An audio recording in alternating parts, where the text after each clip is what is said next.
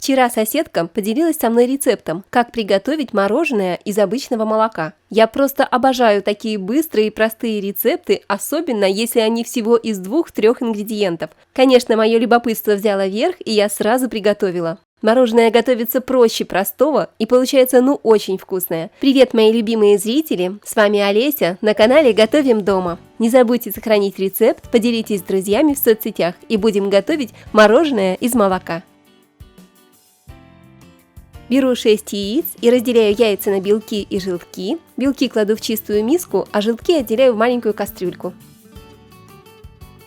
Белки отставляю в сторону, а к желткам добавляю столовую ложку сахара. Хорошо перемешиваю.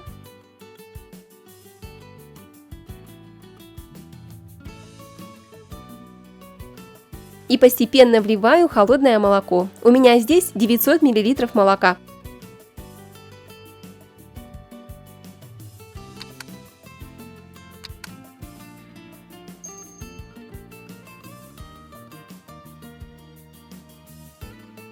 Хорошо перемешиваю желтки с сахаром и молоком. Ставлю кастрюлю на маленький огонь и варю, постоянно помешивая. Крем должен немного загустеть.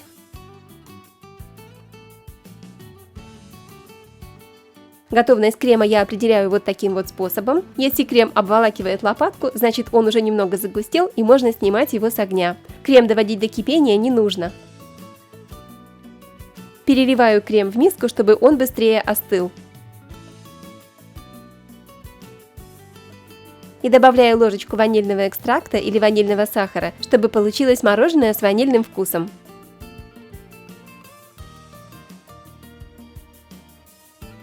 Вернемся к нашим белкам. К белкам добавляю 250 грамм сахара. Перемешиваю венчиком.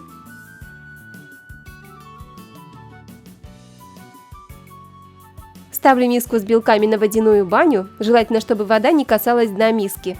И нагреваю белки на водяной бане, постоянно взбивая, около 5 минут.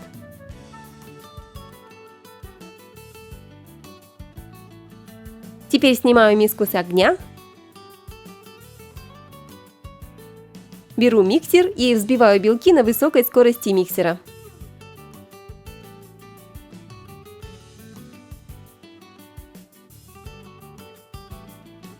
Вот такие пышные и воздушные должны получиться взбитые белки.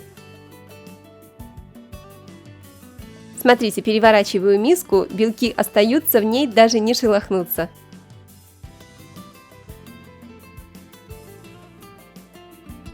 Тем временем молочный крем уже остыл. Добавляю в крем часть белков. Приготовь, поделись, подпишись. Перемешиваю венчиком.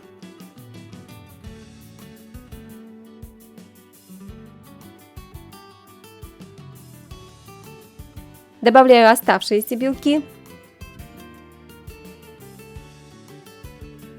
И снова хорошо перемешиваю.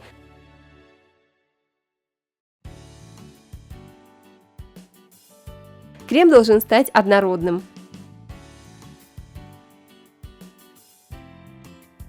Мороженое уже практически готово. Беру любую форму, подойдет и стеклянная, и пластиковая, и керамическая, и даже железная. Выливаю крем в форму и убираю в морозилку на 4-5 часов.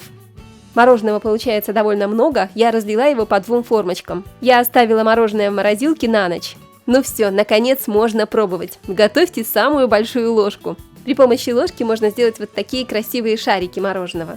Чтобы шарики получились красивыми, я каждый раз окунаю ложку в горячую воду.